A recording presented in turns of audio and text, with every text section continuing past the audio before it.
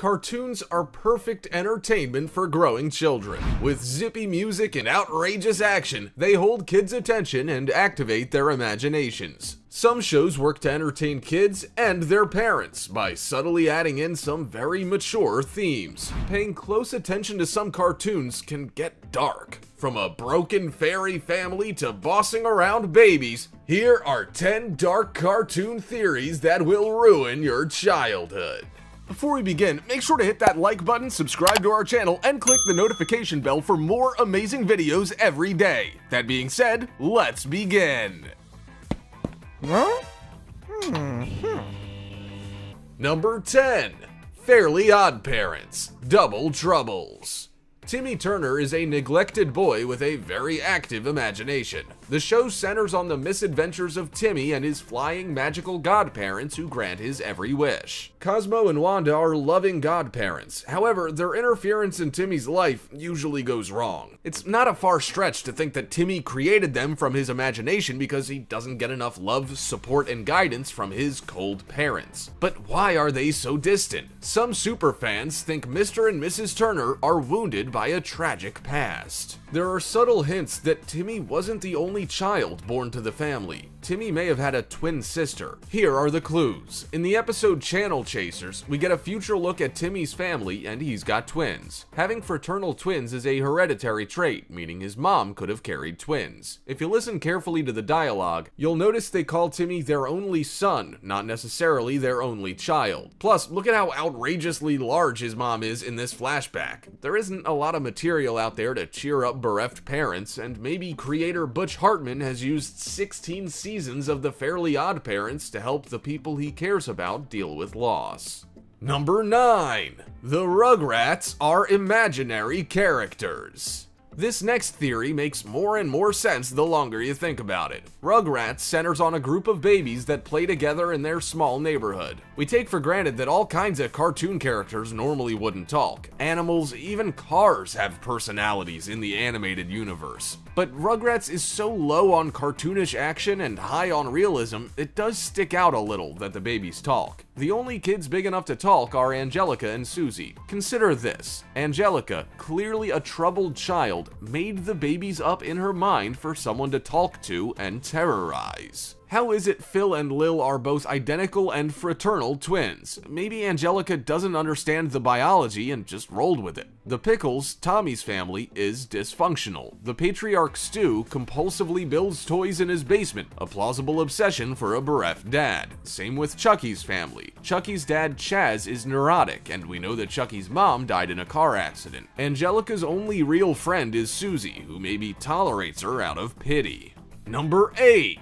SpongeBob's hometown is the bomb. Bikini Bottom is a tight-knit community at the bottom of the sea. It's home to SpongeBob, Patrick, and all the other crazy characters. One fan theory insists that this world is so crazy as a result of fallout from a nuclear explosion. The US colonized a group of isolated islands in the Pacific Ocean called Bikini Atoll, anglicized to Bikini Atoll. In the 40s and 50s, the US used these beautiful tropical islands to test bombs. 67 nuclear weapons were detonated there. The name of their town is one coincidence. In fact, the scandalous skimpy swimwear, the bikini, was named to piggyback off the controversy of the bomb testing. The other commonality supporting this fan theory is the constant explosions and the specific familiar form they take. Explosions on SpongeBob SquarePants look remarkably like the footage of the Bikini Atoll explosion. Sometimes this silly show makes such bleak points about work and life, it seems possible it could be a dark tribute. So did the radiation make all the characters so wacky? Maybe the pineapple symbolizes a fallout bunker. What do you think? Number 7. Toy Story 3 equals World War II.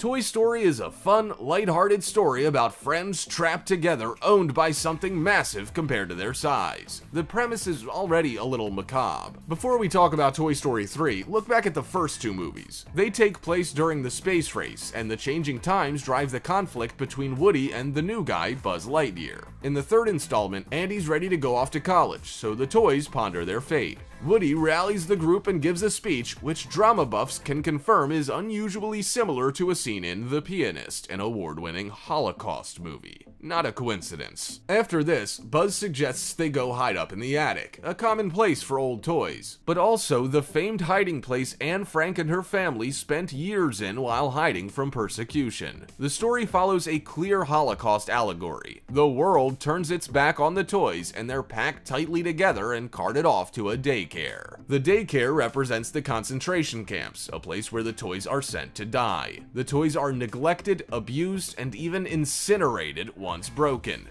That's dark enough, but there's a huge visual cue telling us to think deeper about what's going on. There's a world map in all 3 movies, with the map in the 3rd version showing some unfamiliar borders. Knowing how many people work on animated films, especially Pixar films, the inconsistencies can't be an oversight. History buffs who have pondered the changes to maps between the sequels speculate there was a world war between 2 and 3. The similarities are too close to overlook. There are guards, privileged prisoners, all the horrors. The only major difference is the happy ending. In Toy Story 3, the gang is saved by the aliens, reunited with adult Andy, and adopted by a new home. Bonus theory, the ending isn't quite what it seems, and the toys didn't make it out of the incinerator. Maybe they perish, have one last spiritual encounter with Andy, and enter toy heaven.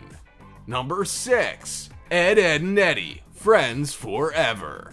Ed, Edd, and Eddy, along with the rest of their gang, explore every square inch of Peach Creek. Just some carefree friends playing for a seemingly endless summer, or lost souls thrown together to not quite suffer for eternity. You only have to watch an episode to know that these kids have less than perfect lives at home. But maybe there's deeper symbolism at play with this show. They might be dead in purgatory. Let's think about the evidence. Why are all of the main characters' tongues dark? Maybe it's not from candy dye, but the pallor of death. The show never leaves the cul-de-sac, and the summer vacation never ends, not even at the end of the seasons. Somehow, these kids seem to be from different eras. Ed is reclusive and loves monster movies, a total 50s kid. Now for the second Ed, Double D. He's plagued by endless post-it notes with chores to do from his parents. Not quite a torture, but not exactly paradise since he's never thanked by them. He never removes his hat. Could he have suffered a horrible accident or died after unsuccessful chemotherapy treatment for his cancer made him bald? He loves technology, a total 80s kid. Eddie's brother tormented him, we find out at the end of the series. The only time they leave Peach Creek is the only time we meet him. Could this be that they left purgatory to visit hell? Number 5. King of the Hill's paternity plot. This show about a quaint Texan dad and his neighbor buddies is chock full of slow burn jokes and smart references. Watch a few episodes and you can't miss the truth about the neighbor boy Joseph Gribble. It's painfully obvious that John Redcorn, Nancy's longtime lover, is the real father. Obvious to everyone but Dale. At one point, conspiracy happy Dale rationalizes his son is so different because he's an alien. Whether we're laughing at Dale or taking pity on him, we are falling for the writer's misdirection. Just as Dale is oblivious about Joseph's parentage, audiences were slow to pick up on Bobby's real father. We all know Hank has a narrow urethra, but have you ever noticed that Bobby doesn't resemble Hank very much, physically or with his personality? How about the way Peggy gets annoyed whenever Bill's around? One time, Bill confesses he and Peggy were intimate in a moment of weakness, to which Hank replies, "No, you didn't, Bill." We laugh at Dale for being oblivious, while the writers are laughing at us. We knew creator Mike Judge was a genius when he created Beavis and Butthead, but sweet lady propane did he ever get us with this one.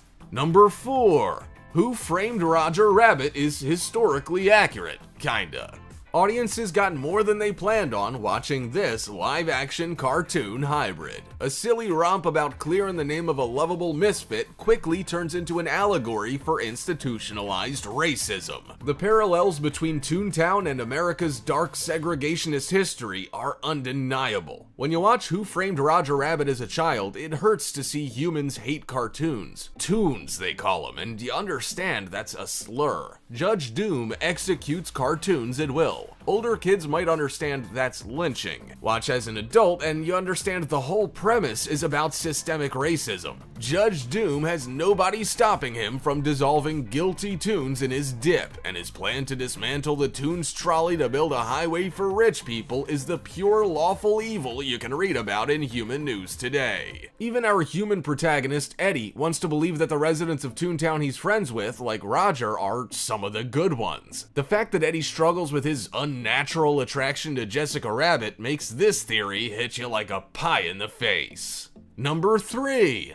Hey Arnold is a show about Helga.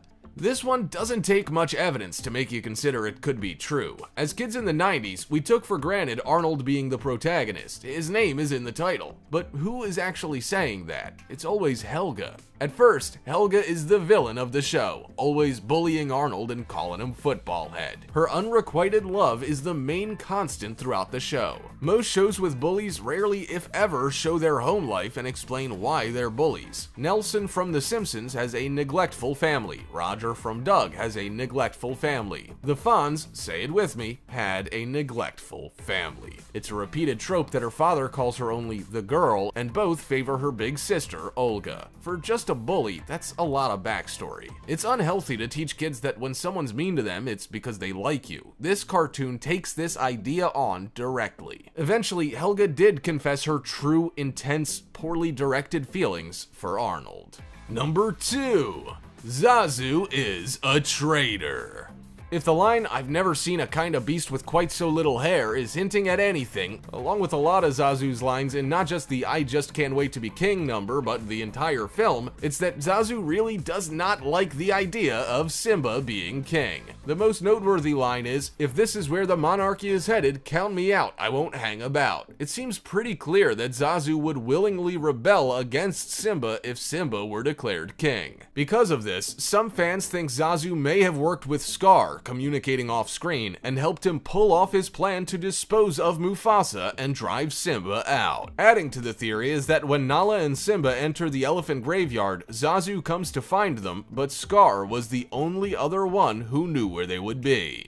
Number 1. Inspector Gadget is a replacement for a deceased man. Some people think Inspector Gadget is more than just a cool robot policeman. Some people think he's actually the second Inspector. These theorists believe Inspector Gadget was built as a robotic replacement for a human inspector who lost his life on the job. But here's where things get more interesting. The original Inspector did not lose his life. He went missing, and upon finally returning home, horribly disfigured from the ordeals he experienced, he sees a robot living his life and snaps. He became Dr. Claw. Has this list changed the way you remember your favorite cartoons? Are you gonna go back and watch them again now that you're older and wiser? Also, check out our other cool stuff showing up on screen right now. See you next time.